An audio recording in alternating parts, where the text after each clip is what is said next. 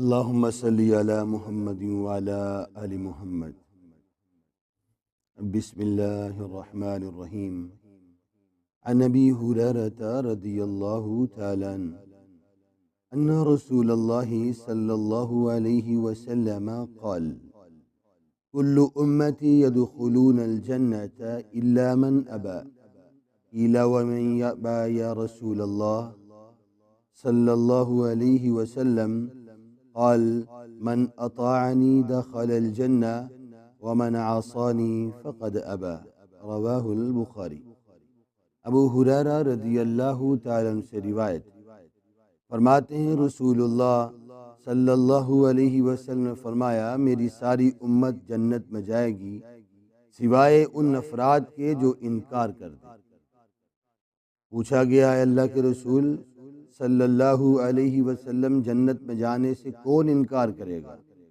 آپ صلی اللہ علیہ وسلم نے فرمایا: جس نے میری اطاعت کی وہ جنت میں داخل ہو گیا، اور جس نے میری نافرمانی کی اس نے جنت میں جانے سے انکار کر دیا۔ یہاں پر امت سے مراد امت اجابت ہے، یعنی وہ لوگ جو نبی کریم صلی اللہ علیہ وسلم کی دعوت قبول کر کے آپ پر ایمان لائے، اور اس امت اجابت میں سے بھی جنت میں وہی جائیں گے جو آپ کے سچے پیروکار ہوں گے۔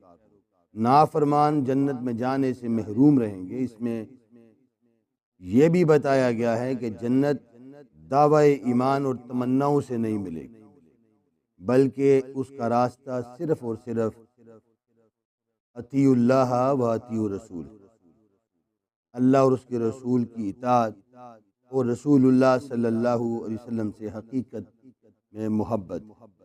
اور آپ صلی اللہ علیہ وسلم سے حقیقی محبت وہی تصور کی جائے گی جو آپ کی اطاعت میں زندگی بسر کرے، گویا اس کو ہی رسول اللہ صلی اللہ علیہ وسلم سے محبت۔ اور جس نے آپ کی اطاعت نہیں کی، صرف زبانی کلامی نعرے لگائے کہ مجھے رسول اللہ صلی اللہ علیہ وسلم سے محبت ہے، تو اس حدیث میں صاف آپ صلی اللہ علیہ وسلم بتا رہے ہیں کہ ایسی محبت اسے کوئی فائدہ نہیں دے گی۔ محبت فائدہ وہی دے گی کہ جس کے اندر اطاعت ہو، صرف نام نہیں بلکہ اطاعت لازمی ہے۔ اس حدیث میں ہمیں یہ بتایا۔